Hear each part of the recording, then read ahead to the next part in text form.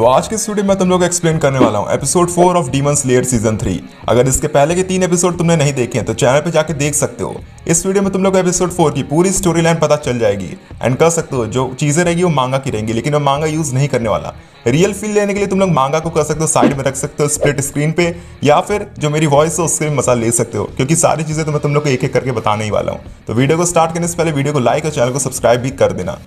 पिछले एपिसोड के लास्ट में हमने देखा था जो मोइचिरो रहता है जाता है कोतेत्सु के पास उसकी मदद करने के लिए एंड कर सकते हो वो डीमन को मार देता है। फिर वो रियलाइज करता है कि ये जो डीमन है उसका जो पावर सोर्स है वो ये पॉट है, तो उस पॉट पे वो अटैक करता है। उसके बाद अगले सीन में हम लोग को दिखाया जाता है जो कोतेत्सु रहता है वो मोइचिरो को देखकर बहुत ज़्यादा खुश हो जाता है और वो उसे कहता है कि तुमने बहुत बढ़िया काम किया। और तुम लोग कह सकते हो जो कोतेत्सु रहता है स्टार्टिंग में मोइचिरो को उतना पसंद नहीं करता था, लेकिन जैसे कि मोइचिरो ने उसकी मदद करी तो उसको अच्छा लगा कि हाँ भाई मोइचिरो उतना बुरा भी नहीं है। उसके बाद जो मोइचिरो रहता है वहाँ से जाने की सोचता है, तभी जो कोतेत्सु रहता है उससे बोलता है कि अभी मत जाओ, क्योंकि अगर मैं बात करूँ कोतेत्सु वहाँ पर बोलता है कि जो कानामोरी वो अभी भी बहुत ज़्यादा मुसीबत में है। एंड वही बात करूँ हागनेसुका की तो वो अभी भी कर सकते हो जो स्वॉर्ड है उसको फॉर्ज कर रहे हैं, तो उन पर भी तकलीफें आ सकती हैं। फिर आगे हम लोग को दिखाया जाता है जो मोइचिरो रहता है सारी बातें सुनता है, लेकिन उसको उसमें कोई इंटरेस्ट नहीं था और वो मना करने की सोचता है। तभी उसको बातें याद आती है उबयाशिकी की, और जैसे कि शायद तुम लोग को पता है कि नहीं मुझे आइडिया नहीं, लेकिन जो मोइचिरो उसको मेमोरी लॉस होने की भी बीमारी है। एंड पास्ट में जब उसकी मेमोरी लॉस हुई थी जो उबयाशिकी थी उन्होंने कह सकते उनको मोटिवेट किया था। एंड आगे हम लोग को दिखाया जाता है जो मोइचिरो रहता है कोतेत्सु के साथ जाने लगता है और उसको खुद पे विश्वास होता है कि भाई तुम मिस्ट हाशिरा है, तो कोई छोटा मोटा बंदा नहीं है, तो ये सारी चीजें कर सकता है। फिर आगे हम लोग को दिखाया जाता है इसके बाद जो तांजिरो रहता है वो जो डीमन रहता है जिससे लड़ रहा होता है उसको स्लाइस करता है,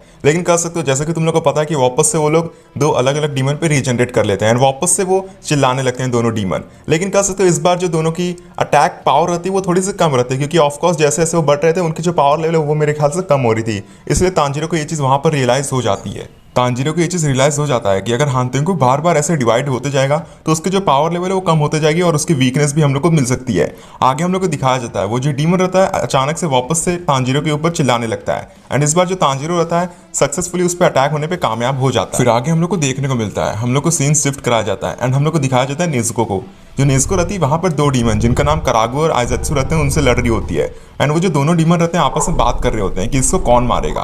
उसके बाद वहाँ पर हम लोग को गेन्या दिखाया जाता है। गेन्या बोलता है कि तुम्हारी अपोनेंट वो लड़की नहीं है, मैं हूँ, तो मेरे से लड़ाई करो। फाइनली जो गेन्या रहता है अटैक करने वाला रहता है। फिर यहाँ पर स्टार्टिंग होती है नेक्स्ट चैप्टर की। नेक्स्ट चैप्टर की स्टार्टिंग में जो गेन्या रहता है अटैक करने वाला रहता है इन दोनों पे। आइज़त्सु रहता है इन सारी चीज़ों से इरिटेट हो जाता है और गेन्या के अंदर अपना भाला घुसा देता है और साथ ही साथ वो ये बोलता है कि इस बार मैंने तुम्हारे वाइटल ऑर्गन्स पे अटैक किया है तो इस बार पक्का तुम मरने वाले हो। उसके बाद वहाँ पर जो गेन्या रहता है कुछ पढ़ने लगता है एंड वहाँ पर दूसरा डीमन बोलता है कि इसके हेड पर वार करो एंड वैसा ही वो डीमन करता है, उसके हेड पे वार करता है। लेकिन जो गेन्या रहता है इस अटैक को स्किप करके आइज़त्सु के पीछे आ जाता है। उसके बाद जो दूसरा डीमन रहता है उस पर बिजली से अटैक करता है एंड जो हमारा गेन्या रहता है उस पर गन से अटैक करने की ट्राई करता है। आइज़त्सु वापस से गेन्या पर वार करता है और जो गेन्या रहता है वॉल से टकरा जाता है। उसके बाद अगले सीन में हम लोग को दिखाया जाता है जो दूसरा डीमन रहता है वो अटैक कर देता है नेज़ुको पे और जो नेज़ुको रहती है उससे इंजर्ड हो जाती है। लेकिन जैसे कि हम लोग को पता है नेज़ुको भी एक डीमन है तो वो आसानी से रीजनरेट कर लेती है और वापस से उस जो डीमन था उस पर अटैक करती है और वहाँ पर वो यूज करती है ब्लड डीमन आर्ट का उस डीमन पर और उसको जलाने की कोशिश करती है। जैसे कि तुम लोग को पता है वो जो डीमन था उसके हाथ में एक फैन टाइप चीज थी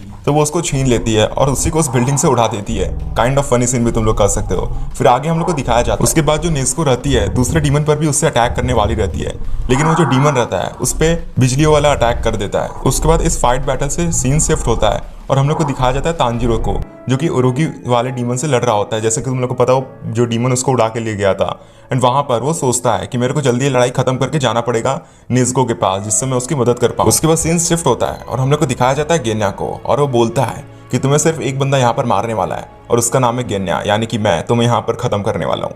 फिर आता है हमारा नेक्स्ट चैप्टर। आगे हम लोग को देखने को मिलता है जब तांजिरो उस बर्ड वाले डीमन यानी कि उरुगी से लड़ रहा होता है उसके दिमाग में एक आइडिया आता है कि अगर मैं डायरेक्शन थोड़ी बहुत चेंज कर पाऊँ अपने हिसाब से एडजस्ट कर पाऊँ तो मैं उस दीवार को तोड़कर अंदर घुस सकता हूँ। और वो वैसा ही करता है, वो अपनी तलवार को उसके मुंह के अंदर डालता है एंड उसका वो उठा लेता है अपने तलवार से एंड कर सकते हो। नेक्स्ट सीन में हम लोग को ये देखने को मिलता है जो तांजिरो और वो जो डीमन रहते हैं वो जो दीवार रहती है जहाँ पर नेज़ुको और सारे डीमन लड़ रहे होते हैं उनको तोड़कर अंदर घुसता है। वहाँ अंदर घुसते ही वो एक चीज़ देखता है कि वहाँ पर जो डीमन रहता है वो अटैक कर रहा होता है नेज़ुको पर। उसको बचाने के लिए उसके दिमाग में फिर से एक आइडिया आता है एंड वो जो डीमन रहता है उस पर अटैक करने की कोशिश करता है यानी कि तांजिरो पर।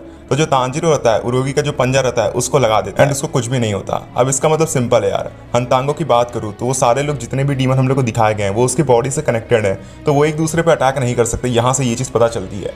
आगे हम लोग को देखने को मिलता है जो तांजीरो रहता है अपनी जो तलवार रहती है वो आइसेत्सु के ऊपर फेंक के मार देता है। जो तांजीरो रहता है मौका तलाशता है और वो नेज़ुको को उस टाइम बचा लेता है। उसके बाद वो जो डीमन रहता है वापस से कुछ फेंक के मारता है, उसको तुम रॉड का नाम ले सकते हो या फिर कुछ भी बोल दो, एंड वहाँ पर वो चीज़ डायरेक्टली जाकर तांजीरो को लगती है, लेकिन कह सकते हो ज़्यादा उसको दिक्कत नहीं होती। उसके बाद नेज़ुको जो रहती है उसके बाद उसको बैक अटैक करती है, यानी कि वो भी अटैक करना शुरू कर देती है उस टाइम पे, एंड वो यूज़ करती है अपना ब्लड डीमन आर्ट। उसके बाद वो जो डीमन रहता है उसको गुस्सा आने लगती है और वो बोलता है कि ये टेक्निक कितनी ज़्यादा बकवास है, ऐसी टेक्निक कौन ही यूज़ करता है, कितनी ज़्यादा अजीब है। तभी तांजीरो की दिमाग की बत्ती जलती है और वो सोचता है मतलब मेरे अटैक से कुछ नहीं हुआ तो इसको नेज़ुको के अटैक से कुछ ज़्यादा ही दिक्कत हो रही है। तो उसके दिमाग में ये आता है कि ब्लड डीमन आर्ट इसका मतलब इन लोग के ऊपर काम करता है। उसके बाद हम लोग को दिखाया जाता है जो उड़ने वाला डीमन रहता है वो तांजीरो नेज़ुको सबके ऊपर अटैक करता है। नेक्स्ट सीन में वो लोग अंदर घुस जाते हैं जमीन के।